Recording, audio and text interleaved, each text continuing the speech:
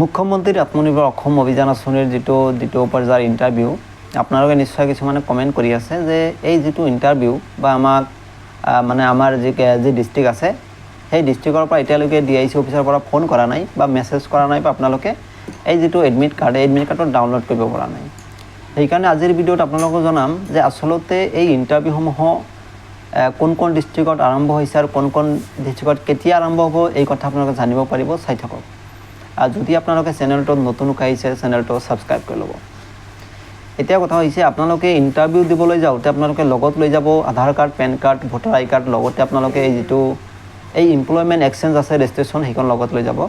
লগতে আপোনালোকে ল'ব এই যিটো এডমিট কাৰ্ডখন আৰু এই যিটো এপ্লিকেশ্যন ফৰ্মখন মানে আপোনালোকে যিটো এপ্লাই কৰিছিলে সেই ফৰ্মখন, আৰু লগত লৈ যাব আপোনালোকে এই যিটো আপোনাৰ এই প্ৰজেক্ট ফাইল আছে, প্ৰজেক্ট ৰিপৰ্ট ফাইলটো আপোনালোকে লগত লৈ যাব।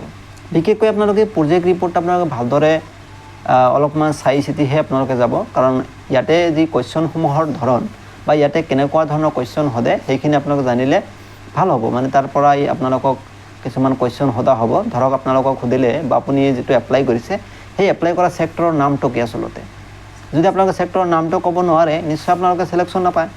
বা এতিয়া কথা হৈছে যে তাতে আপোনালোকে এপ্লাই কৰিছে যেতিয়া ছেক্টৰ আছে তাতে আৰু ছাব ছেক্টৰ আছে। এতিয়া আপোনালোকে এপ্লাই কৰিছে ছাব ছেক্টৰত। এতিয়া আপোনাক যদি প্ৰশ্ন সোধে যে ছাব ছেক্টৰ আপুনি এপ্লাই কৰা ছাব ছেক্টৰৰ নাম কি, মানে আপোনাক জানিব লাগিব। সেইকাৰণে আপোনালোকে প্ৰজেক্ট ৰিপৰ্টটো আপোনালোকে ভালদৰে চাই চিতি যাব। লগতে আপোনালোকে ইণ্টাৰভিউৰ যিখিনি কুৱেশ্যন তেনেকুৱা কোনো ধৰণৰ টান প্ৰশ্ন নোসোধে, যিহেতু এইটো চাকৰিৰ কথা নহয়। এইটো হৈছে মুখ্যমন্ত্ৰীৰ আত্মনিৰ্ভৰ, মানে নিজে এজন সফল ব্যৱসায়ী কেনেদৰে আপোনালোকে কৰিব পাৰে সেই হিচাপমতেহে কুৱেশ্যন সুধিব আপোনাক।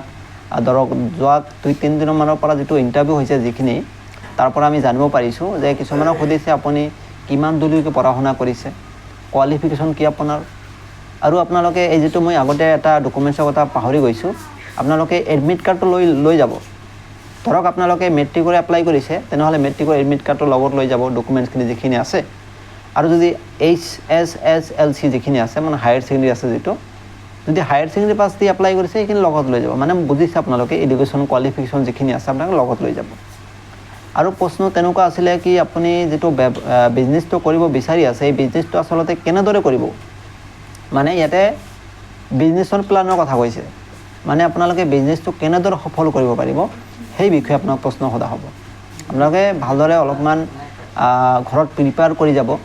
ধৰক আপোনালোকৰ ইণ্টাৰভিউ আছে তেনেকুৱা আপোনালোকে সহজভাৱে নল'ব নিশ্চয়, কথাটো অলপমান আপোনাৰ মাইণ্ড ছেট কৰি ল'ব।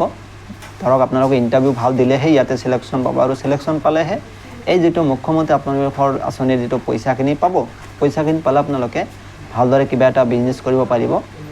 আৰু যিখিনি ডিষ্ট্ৰিক্টৰ কথা কৈছোঁ, বৰ্তমানলৈকে যিখিনি ডিষ্ট্ৰিক্ট অলৰেডি ইণ্টাৰভিউ আৰম্ভ হৈছে, বাকী যোৱাকালিৰ পৰা বঙাইগাঁও, চিৰাং, হোজাই, নলবাৰী, তাৰপিছত কৰিমগঞ্জ, হাইলাকান্দি, তামুলপুৰ, ডিব্ৰুগড়, তিনিচুকীয়া, কামৰূপ, চাউথ চালমাৰা, মানকাছৰ, গোৱালপাৰা এইখিনিৰ যোৱাকালি ইণ্টাৰভিউ অলৰেডি আৰম্ভ হৈছে।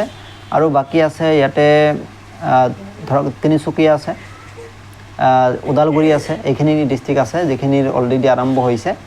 তো এতিয়া কথা হৈছে আপোনালোকে যিখিনি ডিষ্ট্ৰিক্ট এতিয়ালৈকে আপোনালোকে শুনা নাই, ইয়াতে মই কোৱা নাই যিবিলাক ডিষ্ট্ৰিক্টৰ নাম, নিশ্চয় এইবিলাকো আৰম্ভ হ'ব। আপোনালোকে ৱাইট কৰিব, কাৰণ এদিনত একেলগে বহুতকেইজন কেণ্ডিডেটক ইণ্টাৰভিউ লোৱাটো সম্ভৱ নহয়। সেইকাৰণে আপোনালোকক ফোন কৰিব বা আপোনালোকে এডমিট কাৰ্ডটো ডাউনলোড কৰি আপোনালোকে ইণ্টাৰভিউটো দিব পাৰিব। তো এইখিনি আছিল আজিৰ ভিডিঅ'। ধন্যবাদ।